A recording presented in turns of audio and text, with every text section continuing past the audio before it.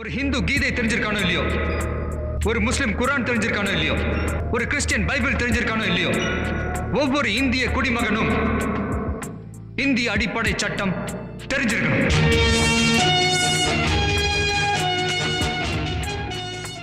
வணக்கம், சென்னை உரிமை வணக்கம், ரமேஷ் பேசுகிறேன். இந்த முறை பேச போகிற தலைப்பு முக்கியமான தலைப்பு, ஸ்கிப் பண்ணாமல் பாருங்கள். என்ன மேட்டர்னு பார்த்தீங்கன்னா, காவலர்கள் முதல் இன்ஸ்பெக்டர் வரை, அதாவது போலீஸ் கான்ஸ்டபிள் பிசியிலேருந்து இன்ஸ்பெக்டர் வரைக்கும் காவல் நிலையத்தில் பணியாற்றக்கூடியவங்க மேலே நீங்கள் ஒரு ப்ரைவேட் கம்ப்ளைண்ட் கோர்ட்டில் போகிறீங்கன்னு வச்சிங்களேன், அதுக்கு அரசாங்கத்தோட அனுமதி தேவையில்லை. பழைய சட்டப்பிரிவு சிஆர்பிசி 197, புது சட்டப்பிரிவு பிஎன்எஸ்எஸில் 218 இதுபடி அரசு ஊழியர்கள் மேலே நீங்கள் ஒரு வழக்கு தொடரணும் அப்படின்னா அதுக்கு மாநில அரசாங்கத்தோட முன் அனுமதி தேவை, இல்லைன்னா கோர்ட்டு அந்த கேஸை எடுத்துக்காது. ஆனால் அண்மையில் பார்த்திங்கன்னா சென்னை உயர்நீதிமன்ற மதுரை கிளை ஒரு அற்புதமான தீர்ப்பு கொடுத்துருக்காங்க. அந்த செய்தியை சொல்லிடுறேன் பாருங்க. அப்புறம் அந்த கேஸை பற்றி டீட்டெயில்ஸ் உங்களுக்கு கொடுக்குறேன், ஸ்கிப் பண்ணாமல் பாருங்கள். காவலர்கள் முதல் இன்ஸ்பெக்டர் வரை போலீஸாருக்கு எதிராக வழக்கு தொடர அனுமதி தேவையில்லை. காவல்துறையில் போலீஸ் முதல் இன்ஸ்பெக்டர் வரை பணியில் உள்ள காவல்துறையினருக்கு எதிராக அந்தந்த பகுதி மேஜிஸ்ட்ரேட் நீதிமன்றங்களில் தொடரப்பட்ட தனிநபர் வழக்கை ரத்து செய்யக்கோரி பலர் ஹைகோர்ட் மதுரை கிளையில் மனு செய்தனர். ப்ரைவேட் கம்ப்ளைண்ட் என்னன்னு பார்த்தீங்கன்னா, எஃப்ஐஆர் போட்டது கிடையாது. இது டைரெக்டாக அந்த சம்மந்தப்பட்ட அந்த காவலர்கள் மேலே, அந்த இன்ஸ்பெக்டர் மேலே நீதிமன்றமே விசாரணைக்கு எடுத்து நடவடிக்கை எடுக்க சொல்லி ஒரு மனு தாக்கல் செய்யுது. 200 போடுவாங்க. இப்போ புது சட்டத்தில் இப்போ சட்டப்பிரிவு மாறி இருக்குது, பிஎன்எஸ்எஸில் பாருங்கள். இப்போ அதுக்கு பேர் தான் ப்ரைவேட் கம்ப்ளைண்ட் பேர். பழைய சட்டத்தில் பார்த்தீங்கன்னா ப்ரைவேட் கம்ப்ளைண்ட் சிஆர்பிஸில் 197, புது சட்டம் பிஎன்எஸ்எஸில் பார்த்தீங்கன்னா 223 எடுத்து படிச்சுக்கோங்க. அதில் டைரெக்டாக நீங்கள் ஒரு ஸ்டேஷனுக்கு போகிறீங்க, உங்களை பிசியோ இல்லை இன்ஸ்பெக்டரோ இல்லை எஸ்ஐயோ வேறு யாருமோ இல்லை ஏட்டையாவோ யாரோ உங்களை மரியாதைக்குறவோ நடத்துகிறாங்க, இல்லை ஏதாவது பண்ணுறாங்க ஒரு வழக்கில், இல்லை பொய் வழக்கு உங்கள் மேலே போடுறாங்க, ஏதோ நடக்குது, ஒரு குற்ற சம்பவம் நடக்குதுன்னு வச்சிங்களேன். அப்போ அவங்க பேரில் நீங்கள் டைரெக்டாக ப்ரைவேட் கம்ப்ளைண்ட் போடலாம். இல்லை ஒரு கம்ப்ளைண்ட் கொடுக்குறீங்க, ஒரு கிரிமினல் கம்ப்ளைண்ட் கொடுக்குறீங்க, எஃப்ஐஆர் போடல, அவர் சுப்ரீம் கோர்ட் சொல்லிக்கிறாங்க, காங்கிரஸ் பில் அஃபென்ஸில் பிடி ஆணை வேண்டாம் குற்றத்தில் காவல்துறையினர் 7 நாளைக்குள்ளே எஃப்ஐஆர் போட்டே ஆகணும். அப்போ பண்ணாயிட்டால் கூட நீங்கள் ப்ரைவேட் கம்ப்ளைண்ட்டை அந்த இன்ஸ்பெக்டரோ எஸ்ஐயோ இல்லை அந்த பிசி பேரை மென்ஷன் பண்ணி ப்ரைவேட் கம்ப்ளைண்ட் போடணும். நீங்கள் காவல் ஆய்வாளர், இந்த காவல் நிலையம் உதாரணத்துக்கு சொல்கிறேன்னு வச்சுங்களேன், காவல் ஆய்வாளர் சட்ட ஒழுங்கு இல்லை காவல் ஆய்வாளர் குற்றப்பிரிவு திருவண்ணாமலை, பேருக்கு உதாரணத்துக்கு சொல்கிறேன், நகர காவல் நிலையம் திருவண்ணாமலை அப்படின்னு போட்டிங்கன்னா பேர் போட்டுக்கணும். இப்போ உதாரணத்துக்கு சொல்கிறேன், மணிமாறன் குற்றப்பிரிவு காவல் ஆய்வாளர் நகர காவல் நிலையம் திருவண்ணாமலை அப்படின்னு போடணும். இல்லை காவல் மணிமாறன் சட்டம் ஒழுங்கு காவல் ஆய்வாளர் நகர காவல் நிலையம் திருவண்ணாமலை, அப்படி அந்த போலீஸ் இன்ஸ்பெக்டர் பேரை போட்டு, இல்லை பிசி காவலர் இருக்காருன்னு வச்சுங்க, குப்புசாமி இல்லை ராமசாமி, காவலர் தலைமை காவலர் ஏட்டையா இந்த காவல் நிலையம் அப்படின்னு பேர் மென்ஷன் பண்ணி நீங்கள் ஒரு ப்ரைவேட் கம்ப்ளைண்ட் போடலாம் ஒரு பேரில். அப்போ சட்டப்படி அவங்க கடமையை செய்யாத போது நீங்கள் டைரெக்டாக அவங்க பேரில் ப்ரைவேட் கம்ப்ளைண்ட் மேஜிஸ்ட்ரேட் கோர்ட்டில் போடலாம். அந்த மாதிரி தனிநபர் வழக்கு, அந்த மாதிரி போட்ட வழக்கு ரத்து செய்யக்கூட ஹைகோர்ட் கிளையில் மனு சாகுது. இந்த வழக்கில் விசாரித்த தனி நீதிபதி கே ராமகிருஷ்ணன் இந்த விவகாரத்தில் இருவேறு விதமான முந்தைய உத்தரவுகளை உள்ளன, இதை எதை பின்பற்றுவது என்பது சிரமமான. எனவே இதில் எந்த முடிவை இறுதியாக எடுத்துக்கொள்ள என்பது குறித்து இரு நீதிபதிகள் கொண்ட அமர்வில் முடிவெடுக்கும். எனவே இந்த வழக்கை இரு நீதிபதிகள் கொண்ட அமர்வுக்கு மாற்றுறது பரிந்துரை செய்கிறார். அவர்கிட்ட பண்ணுறாரு, சிங்கிள் ஜட்ஜிக்கிட்ட இந்த கேஸ் வருது, இந்த மாதிரி ப்ரைவேட் போலீஸ் மேலே ப்ரைவேட் கவுண்டை ரத்து செய்ய சொல்லி மதுரை கிளையில் கேஸ் போடுறாங்க. அவர் டிசைட் பண்ணுறது கஷ்டமாக இருக்குன்றதால டிவிஷன் பெஞ்சுக்கு இந்த கேஸை ட்ரான்ஸ்ஃபர் பண்ணுறார். அதன்படி இந்த வழக்கை நீதிபதிகள் ஏடி ஜெகதீஷ் சந்திரா, கே ராஜசேகர் ஆகியோர் முன் விசாரணைக்கு வந்தது. அரசு தலைமை குற்றவியல் வழக்கறிஞர் ஹசன் முகமது ஜின்னா, கூடுதல் குற்றவியல் வழக்கறிஞர் திருவடிக்குமார் ஆகியோர் ஆஜராகி, அரசு பொது பணியில் உள்ளவர்களை நியமனம் செய்யும் அதிகாரியால் அவர்களை நீக்கம் செய்ய முடியும். போஸ்டிங் யாரை ஒருத்தர் போடுறாங்களோ அவங்களால அந்த அதிகாரியை, இப்போ இன்ஸ்பெக்டர் எஸ்ஐ யார் போஸ்டிங் போடுறாங்களோ அவங்கள ரத்து செய்ய முடியும். போலீஸ் முதல் அதாவது பிசி முதல் இன்ஸ்பெக்டர் வரையிலானவர்களை ஐஜி நிலையில் உள்ள அதிகாரிகள் தான் நியமிக்கின்றனர். டிஎஸ்பி உள்ளிட்ட உயர் அதிகாரிகள் அரசால் நியமிக்கப்படுகின்றனர். அப்படின்னா என்ன அர்த்தம் அப்படின்னா, பிசி கான்ஸ்டபிள்லேருந்து இன்ஸ்பெக்டர் வரைக்கும் இருக்கிற ரேங்கை யார் போஸ்டிங் போகிறாங்கன்னு பார்த்தீங்கன்னா இன்ஸ்பெக்டர் ஜெனரல் போலீஸ் ஐஜி அவர் தான் நியமிக்கிறார். ஆனால் டிஎஸ்பியிலேருந்து டிஎஸ்பி, ஏடிஎஸ்பி, எஸ்பி இவங்களெல்லாம் யார் நியமிக்கிறது? கவர்மெண்ட் நியமிக்குது. கவர்மெண்ட்னா யார் பார்த்தீங்கன்னா ஹோம் செக்ரட்டரி, அந்த ரேங்கில் இருக்கிற கவர்மெண்ட்டோட இருக்கிறவங்க தான் அந்த போஸ்டிங் போடுவாங்க. ஆனால் பிசியிலேருந்து இன்ஸ்பெக்டர் வரைக்கும் யார் போகிறதுன்னு பார்த்தீங்கன்னா ஐஜி ரேங்கில் இருக்கிறவங்களே போட்டுடுறாங்க. எனவே நியமன அதிகாரியை நீக்கம் செய்ய முடியும் என்பதால் இன்ஸ்பெக்டர் வரையிலான போலீஸார், அதாவது வரையிலான போலீஸார் மீது தனிநடர் வழக்கு துறையின் முன்னணி தேவையான வாதிட்டனர். மனுதாரர் தரப்பில் மூத்த வழக்கறிஞர்கள் ஆர். காந்தி, அருள்வடி வடிவேல், சேகர் ஆகியோர் குற்றவியல் நடைமுறை சட்டம் 192 படி தனிநபர் வழக்கு தாக்கல் செய்ய அரசின் முறையாக ஒப்புதல் பெற வேண்டும். அவர்களுக்கு சட்டப்படி பாதுகாப்பு உண்டு. இதில் உயரதிகாரி மற்றும் கீழே என்பதில் பாகுபாடு பார்க்க முடியாது. எனக்கு விசாரணையில் என்ன சொல்கிறாங்க, போலீஸ் எல்லாம் ஒன்று தான், இதில் மேலே அதிகாரி கீழே அதிகாரிலாம் பார்க்க முடியாது. அவங்க மேலே கோர்ட்டில் கேஸ் போடணும் அப்படின்னா அரசாங்கத்தோட முன்னனுமதி வாங்கணும், இல்லைன்னா கேஸ் எடுத்துக்கூடாது கோர்ட்டுன்னு சொல்கிறாங்க. இதையடுத்து நீதிபதிகள் அரசால் இல்லாமல் உயரதிகாரிகளால் துறை ரீதியாக நடவடிக்கை எடுக்க முடியும் என்ற நிலையில் உள்ள போலீஸார் முதல் இன்ஸ்பெக்டர் வரையிலானவர்களுக்கு குற்றவியல் நடைமுறை சட்டம் பிரிவு 197 பொருந்தாது.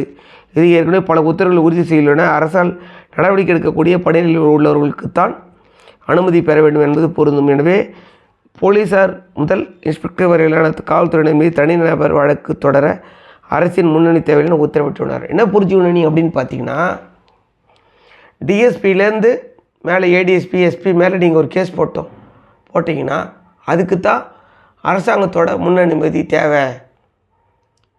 பிசியிலேருந்து இன்ஸ்பெக்டர் வரைக்கும் நீங்கள் அவங்க மேலே ஒரு ப்ரைவேட் கம்ப்ளைண்ட் போடுறீங்க அப்படின்னா, மேஜிஸ்ட்ரேட் கோர்ட்டில் கேஸ் போடுறீங்கன்னா அதுக்கு அரசாங்கத்தோட அனுமதி வாங்க வேண்டிய அவசியம் இல்லை. ஏன்னா பிசியிலேருந்து இன்ஸ்பெக்டர் இருக்கவங்க மேலே ஐஜிஏ துறை ரீதியாக நடவடிக்கை எடுக்க முடியும்போது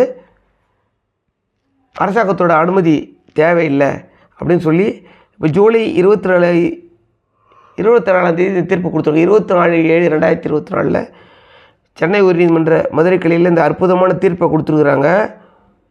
இந்த தீர்ப்போட நான் வழக்கு நம்பர் சொல்லிடுறேன் பாருங்க. தீர்ப்பு 37 பக்கம் இருக்க டிஸ்கிரிப்ஷன் பாக்ஸில் கொடுக்குறேன் பார்த்துங்க. கிரிமினல் OPMD நம்பர் 12/975 2018 இந்த கேஸை போட்டிருக்காங்க. இந்த தீர்ப்பை நான் டிஸ்கிரிப்ஷன் பாக்ஸில் கொடுக்குறேன், போய் பார்த்துக்கு. எதுக்கு இந்த தீர்ப்பு உங்களுக்கு யூஸ்ஃபுல் ஆகும் பார்த்தீங்கன்னா, போலீஸ் ஸ்டேஷனுக்கு போகிறீங்க, ஒரு கிரிமினல் கம்ப்ளைண்ட் கொடுக்க போகிறீங்க. அப்போ கிரிமினல் கம்ப்ளைண்ட்டை எடுக்க மாட்டேன்னு சொல்கிறாரு, இல்லை மரியாதை குறைவாக பேசுகிறாரு. ஒரு குற்ற வழக்கில் பிசியோ இல்லை எஸ்ஐயோ ஏதோ என்ன சொல்கிறாங்க, மிரட்டுறாங்க, அதிகாரத்தை துஷ்பிரயோகம் பண்ணுறாங்க, இல்லை ஆவணத்தை மாற்றுறாங்க, இல்லை எஃப்ஐஆர் போடலை அப்படின்னா, இல்லை ஒரு குற்ற செயல் செய்கிறதுக்கு அவங்க உடனடியாக இருக்காங்க. இப்போ உங்கள் இடத்த அபகரிச்சுக்கிட்டாங்கன்னு சொல்லி நீங்கள் ஒரு கம்ப்ளைண்ட் கொடுக்குறீங்க. ஆனால் எதிரி கூடயே சேர்ந்துக்கிட்டு அவங்க வழக்கோட போக்கை மாற்றுறாங்க, இல்லை ஒரு குற்ற செயல் செய்கிறாங்க, இல்லை உங்களை காவல் நிலையத்துக்கு போகும்போது உங்களை மரியாதை குறைவாக நடத்துகிறாங்க அப்படின்னு பார்த்தீங்கன்னா, அப்போ நீங்கள் குற்ற வழக்கு இவங்க மேலே ப்ரைவேட் கம்ப்ளைண்ட் போடலாம். அப்போ அதுக்கு எது ஆதாரமாக இருக்குதுன்னு பார்த்தீங்கன்னா, ஸ்டேஷனில் இருக்கக்கூடிய அந்த கேமரா, சிசிடிவி கேமராவோட ஃபுட்டேஜை நீங்கள் ஆர்டிஐ போட்டு வாங்கலாம். இப்போ இந்த தீர்ப்பை பயன்படுத்தி ஏற்கனவே நான் இதை பற்றி ஒரு தீர்ப்பு ஒன்று போட்டுருக்கேன். நான் இப்போ இன்ஸ்பெக்டர் வரைக்கும் இவங்க மேலே ப்ரைவேட் கம்ப்ளைண்ட் போடுறதுக்கு முன்னணி அரசாங்கத்தோட முன்னணி சிஆர்பிசி 197 புது சட்டம் பிஎன்எஸ் 218 முன் அனுமதி தேவையில்லை அப்படின்னு ஒரு தீர்ப்பு நான் ஏற்கனவே சொல்லியிருக்கிறேன், வீடியோ சொல்லியிருக்கேன், பார்த்துக்குங்க. தேவையான டிஸ்கிரிப்ஷன் பாக்ஸில் கொடுக்குறோம். இந்த தீர்ப்பை பயன்படுத்தி நீங்கள் காவலர் முதல் காவல் ஆய்வாளர் நிலையில் அதிகாரி மேலே நீங்கள் மேஜிஸ்ட்ரேட் கோர்ட்டில், அதாவது நீதித்துறையோட நீதிமன்றத்தில் ப்ரைவேட் கம்ப்ளைண்ட் 200 இல்லை 223 இப்போ புது சட்டத்தில் நீங்கள் ப்ரைவேட் கம்ப்ளைண்ட் போட்டிங்கன்னா, குற்றம் செய்கிறத அதிகாரிகள் ஸ்டேஷனில் பண்ணுறத கண்டிப்பாக குறைச்சிருவாங்க. உதாரணமாக சொல்லணும் அப்படின்னா, லலிதகுமாரி அப்படின்ற ஒரு கேஸில் சுப்ரீம் கோர்ட்டு ஒரு டைரக்ஷன் கொடுத்துருவாங்க. காங்கிரசிபிள் அஃபென்ஸில் பிடியாணை வேண்டா குற்றம், அதாவது கொலை கொள்ளை இல்லை ஒருத்தர் உங்களை மிரட்டுறாங்க, அந்த மாதிரி கம்ப்ளைண்ட் கொடுத்தீங்கன்னா உடனடியாக அதில் எஃப்ஐஆர் போடணும். காவல்துறையினர் மறுக்கவே கூடாது. அந்த மாதிரி உங்கள் புகாரில் வந்து அந்த காவல் ஆய்வாளர் இல்லை அந்த எஸ்ஐ எஃப்ஐஆர் போட மாட்டேன்டாருன்னு சொன்னார்னு வச்சிங்களேன், தபால் அனுப்புங்க குற்ற புகாரை. பண்ணலை அப்படின்னா இந்த தீர்ப்பை வச்சு உச்சநீதிமன்ற தீர்ப்பையும் வச்சு அந்த காவல் ஆய்வாளர் பேரை குறிப்பிட்டு அந்த எஸ்ஐ பேரை குறிப்பிட்டு இல்லை இன்ஸ்பெக்டர் எஸ்ஐ 2 பேரும் சேர்த்து கூட போடுங்க. நான் கம்ப்ளைண்ட் கொடுத்தேன் உங்கள் ஸ்டேஷனில், புகாரை பதிவு பண்ணலை அப்படின்னு ப்ரைவேட் கம்பெனி 200ல் பழைய சிஆர்பிஸில், புது பிஎன்எஸ்ஸில் 223ல் நீங்கள் இந்த மாதிரி போட்டிங்கன்னா என்ன ஆகும் அப்படின்னா, கம்ப்ளைண்ட் வாங்கினா எஃப்ஐஆர் போடுறதுக்கு முயற்சி பண்ணுவாங்க, அவங்களை அலைக்கழிக்க மாட்டாங்க. அவங்களுக்கு வந்து காவல்துறைக்கு வந்து இந்த ப்ரைவேட் கம்ப்ளைண்ட் மேஜிஸ்ட்ரேட் கோர்ட்டில் போடுறதுனா புதுசாக இருக்கும். இப்போ நம்ம புதுசாக என்ன சொல்கிறதுனா காவல் நிலையத்தில் போய் புகார் கொடுத்து அவங்க நடவடிக்கை எடுக்கலாம் தான் நம்ம எஃப்ஐஆர் போடுறது டைரக்ஷன் வாங்குறதுக்கு கோர்ட்டுக்கு வரோம். ஆனால் புகார் கொடுக்குறோம் பார்த்திங்களா, அந்த போலீஸ் ஸ்டேஷனில் அந்த காவல் அதிகாரிங்க அவங்களே நடவடிக்கை எடுக்கலைன்னா இவங்க உச்சநீதிமன்ற தீர்ப்பை மீறி இவங்க முதல் தகவல் நான் கொடுத்த புகாரில் எஃப்ஐஆர் போடுறதுக்கு மறுக்கிறாங்க, இவங்க மரியாதை குறைவாக பேசுகிறாங்க அப்படின்னா நீங்கள் அவங்க பேர்லேயே நீங்கள் வந்து ப்ரைவேட் கம்ப்ளைண்ட் போடலாம். புரியுதுங்களா இல்லையா? அந்த டைரக்ஷனை பண்ணலை அப்படின்னா நான் சொன்னேன், பழைய சில வந்து 166 ஐபிசியில் 166A புது பிஎன்எஸ்எஸ்ல என்னன்னு தெரியல, அந்த பிரிவு பார்த்துங்க. இந்திய தண்டனை சட்டங்களில் அவங்க பேரில் நடவடிக்கை எடுக்க முடியும். நீங்கள் இப்போ நான் சொன்னல போலீஸ் ஸ்டேஷனில் போய் காங்கிரஸ் பிள்ளை ஃபண்ட்ஸில் ஒரு கம்ப்ளைண்ட் கொடுக்குறேன்னு வச்சுக்கலாம், போலீஸ் இன்ஸ்பெக்டர் எஃப்ஐஆர் போடலை அப்படின்னா அடுத்து என்ன பண்ணுவீங்க, எஸ்பிக்கு ஒரு மேல்முறையீடு போடுவீங்க. அப்புறம் அவரும் ஒரு 15 நாளில் ஒரு மாதம் நடவடிக்கைலாம் அடுத்து கோர்ட்டில் டைரக்ஷன் வாங்குவீங்க. ஆச்சுங்களா? இப்போ நீங்கள் கம்ப்ளைண்ட் கொடுத்து கான்ஸ்டபிள் அஃபென்ஸில் பிடியாணை வேண்டாம் குற்றத்தில் ஒரு புகார் கொடுக்குறீங்க, அவர் நடவடிக்கை எடுக்கலை, இன்ஸ்பெக்டர் எடுக்கலன்னு வச்சுக்கலாம். அப்போ டைரெக்டாக நீங்கள் வேறு எந்த நடவடிக்கை எடுக்காமல் நான் புகார் கொடுத்தேன், குற்ற நடவடிக்கை கொடுத்தேன், அவர் நடவடிக்கை எடுக்கலை அப்படின்னு சொல்லி 200 பழைய சிஆர்பிசியில் புதுசில் 223ல் ஒரு ப்ரைவேட் கம்பெனியில் போடுறீங்க அப்படின்னா இந்திய தண்டனை சட்டத்தில் என்ன பிரிவு அதில் சேர்க்கணும்னு பார்த்தீங்கன்னா, பழைய சட்டத்தில் சிஆர்பிசியில் 166A. ஆக்சுவலாக புது சட்டம் வந்து பார்த்திங்கன்னா பிஎன்எஸ்எஸ்எல் 199 சட்டத்தின் கீழான உத்தரவுக்கு கீழ்ப்படியாதிருக்கின்ற பொது ஊழியர். புரியுதுங்களா? இதுக்கு பார்த்திங்கன்னா ஏறக்குறைய 3 வருட காலம் கூட தண்டனை இருக்குது. இதுக்கு சட்டத்தின் புதிய சட்டப்பிரிவு பழையசு வந்து 166A, புது சட்டப்பிரிவு பிஎன்எஸ் பாரதிய நியாய சங்கீதா, அது வந்து சிஆர்பிசிக்கு வந்து பிஎன்எஸ்எஸ், ஐபிசிக்கு வந்து இந்திய தண்டனை சட்டத்துக்கு பாரதிய நியாய சங்கீதா பிஎன்எஸ். ஐபிசியில் பழைய சட்டத்தில் 166A அந்த சட்டப்பிரிவுங்களே காவல் ஆய்வாளர் நீங்கள் கொடுத்த கம்ப்ளைண்ட்டில் எஃப்ஐஆர் போடலன்னா குற்றமாகுது. புது சட்டத்தில் பிஎன்எஸ், அதாவது பாரதிய நியாய சங்கீதா, அதில் பிஎன்எஸ்ஸில் 199, அதில் தமிழில் என்ன சொல்லியிருக்காங்க பாருங்கள், சட்டத்தின் கீழான உத்தரவுக்கு கீழ்ப்படியாதிருக்கின்ற பொது ஊழியர், பொது ஊழியராக இருக்கின்ற எவரொருவரும் இந்த இதில் அந்த 7 தான் அது, ஒரு குற்றம் அல்லது வேறு ஏதேனும் பொருட்டு புல நோக்கத்திற்கு எவரும் நபரை முன்னிலையாக வேண்டும் தடையும் சட்டத்தின்படி ஏதேனும் உத்தரவிற்கு அறிந்தே கீழ்ப்படியாதிருக்கும், அல்லது வந்து அத்தகைய புலனாய்வை நடத்திடும் பாங்கனை முறைப்படுத்தும் சட்டத்தில் ஏதேனும் ஒரு உத்தரவினை ஏதேனும் அவருக்கு உத்தரவு கீழ்ப்படியாதிருக்கும். அதாவது ஒரு சட்டத்தின் சுப்ரீம் கோர்ட் சொல்லிடுச்சு இல்லையா, இதில் கான்ஸ்டபிள் அஃபென்ஸில் எஃப்ஐஆர் போடணும் அப்படின்னு சொல்லிடுச்சு. அதனால் அவர் எஃப்ஐஆர் போட மறுத்தார்னா 166A பழைய சட்டப்படி இந்திய தண்டனை சட்டப்படி, புது சட்டம் பிஎன்எஸ் படி 199 அவர் மேலே நீங்கள் நடவடிக்கை எடுக்கணும் அப்படின்னு சொல்லி ப்ரைவேட் கம்ப்ளைண்ட் போட்டிங்கன்னா கோர்ட்லேருந்து அந்த இன்ஸ்பெக்டருக்கு பேர் போட்டு போடணும். சம்மன் சர்வாயி உச்சநீதிமன்றம் கொடுத்துருக்க தீர்ப்பு வந்து எல்லாரையும் கட்டுப்படுத்தும். அந்த இந்திய அரசியலமைப்பு சட்ட உறுப்பு 141 பிரகாரம் எல்லையும் பயன்படுத்த பண்ணணும். உச்சநீதிமன்றம் கொடுத்த தீர்ப்பையே மரியாதை இல்லாமல் ஒரு அவமதித்து நான் கொடுத்த குற்றத்தில் ஒரு கொடுத்த புகாரில் ஒரு முதல் தகவல் அறிக்கை பதிவு செய்யலை. அதனால் இவர் இந்த இந்திய தண்டனை சட்டப்பிரிவு இதை புது சட்டம் பாரதிய பிஎன்எஸ் படி 199 போய் தண்டிக்கணும்னு நீங்கள் ப்ரேயர் கேட்டிங்கன்னா ட்ரையலுக்கே போகாது. இன்ஸ்பெக்டர் கூப்பிட்டு உங்களுக்கு கேஸில் எஃப்ஐஆர் போட்டு விட்டு சமாதானமாக கேஸை வாபஸ் வாங்க சொல்லிட்டுவார். கண்டிப்பாக உங்களுக்கு இந்த இது வந்து ரொம்ப யூஸ்ஃபுல்லாக இருக்கும். டைரக்ஷன் வாங்குறது பழைய சட்டப்பிரிவில் 156(3) அது எதுக்குன்னா போலீஸ் ஸ்டேஷனில் கொண்டு போய் கம்ப்ளைண்ட் கொடுக்குறீங்க, நடவடிக்கை எடுக்கல அவங்க. அடுத்து ஒரு வாரம் 10 நாள் கழிச்சு எஸ்பிக்கு அப்பீல் போடணும். அவரும் நடவடிக்கை இல்லை. ஒரு 10-15 நாள் கழிச்சு கோர்ட்டில் போய் டைரக்ஷன் வாங்குறது. அது 156 சப்கிளாஸ் 3. இப்போ அதே வந்து இந்த புது பிஎன்எஸ்எஸ் சட்டத்தில் நியூ சிஆர்பிசின்னு வச்சுக்கோங்க. அதில் வந்து எது வருதுன்னு பார்த்து 175 சப்கிளாஸ் 3ல் வருது. அதாவது 156 சப்கிளாஸ் 3க்கும் 200க்கும் என்ன வித்தியாசம்னு பார்த்தீங்கன்னா, புது சட்டத்தில் 175(3) 223. 156 சப்கிளாஸ் 3 அப்படின்னா என்ன அர்த்தம் அப்படின்னா, எஃப்ஐஆர் போட சொல்லி போலீஸுக்கு டைரக்ஷன் கொடுக்க சொல்லி கோர்ட்டில் நாம் பரிகாரம் கேட்குறது, டைரக்ஷன் கேட்குறது. ஆனால் 200ல் ப்ரைவேட் கம்ப்ளைண்ட் போடுறது அந்த போலீஸ்காரன் மேலேயே கேஸ் போடுறது. அது 200 டைரெக்டாக கோர்ட்லேயே கேஸை போட்டுறது. நான் கம்ப்ளைண்ட் கொடுத்தேன், இவர் நடவடிக்கை எடுக்கல, ஆனால் இவர் இந்த காவல் மேலே நடவடிக்கை எடுக்கணும்.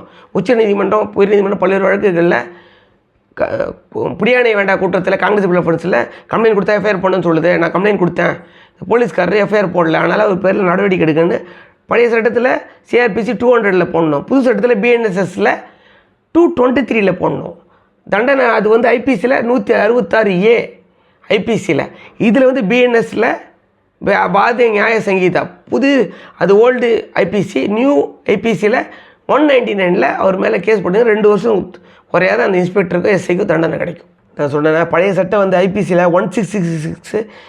166A. இதில் நீங்கள் தேவைப்பட்டால் புது சட்டத்தில் 199 சொன்னல, அதோட 198 சேர்த்துக்கலாம். 198ல் என்ன பிஎன்எஸில் என்ன சொல்கிறாங்க அப்படின்னா, எவருக்கேனும் கேடு விளைவிக்கும் உட்கருத்துடன் சட்டத்திற்கு உத்தரவுக்கு கீழ்ப்படியாதிருக்கின்ற பொது ஊழியர், ஒரு பொது ஊழியராக இருந்து கொண்டு சட்டத்தின் உத்தரவுக்கு கீழ்ப்படியாதிருக்கின்ற பொது ஊழியர், ஒரு பொது ஊழியராக இருந்து கொண்டு சட்டத்தின் உத்தரவுக்கு கீழ்ப்படியாமல் இருப்பது எவருக்கேனும் கேடு விளைவிக்கும் உட்கருத்துடன் அல்லது அநேகமாக கேடு விளைவிக்க வேண்டும் என்ற அறிவுடன் அத்தகைய பொது ஊழியர் என்ற முறையில் தாம் எவ்வாறு நடந்து கொள்ள வேண்டிய வழிமுறைக்கான சட்டத்தின் ஆணை எதற்கும் அறிந்து கீழ்ப்படியாமல் இருக்க எவருக்கும் ஓராண்டு வரை நீடிக்கக்கூடிய மெய்க்காவல் தண்டனை, அபராதமாக இதில் 2மே தண்டிக்கப்படுது. ஏதாவது கோர்ட்டில் போய் ஒரு டைரக்ஷன் வாங்குறீங்கன்னு வச்சுங்களேன், அந்த டைரக்ஷன் அவர் மதிக்கலை அப்படின்னா 198 சேர்க்கலாம். இது ஆல்ரெடி எஃப்ஐஆர் போட்டது சம்மந்தமாக ஆல்ரெடி சுப்ரீம் கோர்ட் சொல்லியிருக்கிறதால அதை மதிக்காததால் 198 199 2 கூட சேர்த்துக்கலாம். நீங்கள் சேர்த்திங்கன்னா அந்த இன்ஸ்பெக்டர் வந்து கேஸுக்கு வந்து பாக்ஸில் ஏறணும், நடுங்கிடுவார். அவர் உங்கள் கேஸே செட்டில் பண்ணி கொடுத்துருவார், எஃப்ஐஆர் போட்டு கொடுத்துருவார். நீங்கள் சாதாரணமாக கொண்டு போய் கேஸ் போட்டிங்கன்னா நீதிமன்றம் அந்த வழக்கை எடுத்துக்காது, போய் அனுமதி வாங்கிட்டு வாங்கன்னு சொல்லுவாங்க. இந்த தீர்ப்பை நீங்கள் டவுன்லோட் பண்ணி வச்சு கொடுத்தீங்கன்னா கண்டிப்பாக அந்த ப்ரைவேட் கம்ப்ளைண்ட்டை எடுத்துக்கும். நீங்கள் இந்த வழக்கு தொடர்றதுக்கு முன்னாடி கூட இந்த சட்டப்பிரிவை பயன்படுத்தி காவலர்களுக்கோ அந்த காவல் நிலையத்தோட சம்மந்தப்பட்ட காவலருக்கோ இல்லை காவல் ஆய்வாளருக்கோ ஒரு சட்ட அறிவிப்பு கூட கொடுக்க முடியும் உங்களால். இல்லை கொடுக்காம கூட நீங்கள் ப்ரைவேட் கம்ப்ளைண்ட்டை நீதிமன்றத்தில் ப்ரைவேட் மேஜிஸ்ட்ரேட் கோர்ட்டில் போடலாம். இதனால் என்ன ஆகும்னா, காவலர் முதல் காவல் ஆய்வாளர் வரைக்கும் இருக்கக்கூடியவங்க இந்த மாதிரி வழக்கு போடுவாங்கன்னு தெரிஞ்சுதுன்னா மரியாதை குறைவாக பேசுகிறத நிறுத்திடுவாங்க. உங்களுக்கு ஏதாவது அந்த குற்றம் நடந்த அந்த வழக்குகளில் உங்களுக்கு அசௌகரியங்கள் ஏற்பட்டால் கூட நீங்கள் உங்களுக்கு மரியாதை குறைவாக நடத்துகிறாங்க, இல்லை ஆவணத்தை மாற்றி வச்சுட்டாங்க அப்படின்னா கூட நீங்கள் இந்த ப்ரைவேட் கம்ப்ளைண்ட்டை நீங்கள் அவங்க மேலே தொடர முடியும். இல்லை குற்றச்செயல் குழந்தையாக இருக்காங்க அவங்களே அப்படின்னா நீங்கள் இந்த ப்ரைவேட் கம்ப்ளைண்ட் போட்டு பரிகாரம் தேட முடியும். அந்த விஷயம் உங்களுக்கு பிடிச்சிருந்தா லைக் பண்ணுங்கள், கமெண்ட் பண்ணி ஷேர் பண்ணுங்கள், சப்ஸ்கிரைப் பண்ணுங்கள். நன்றி, வணக்கம்.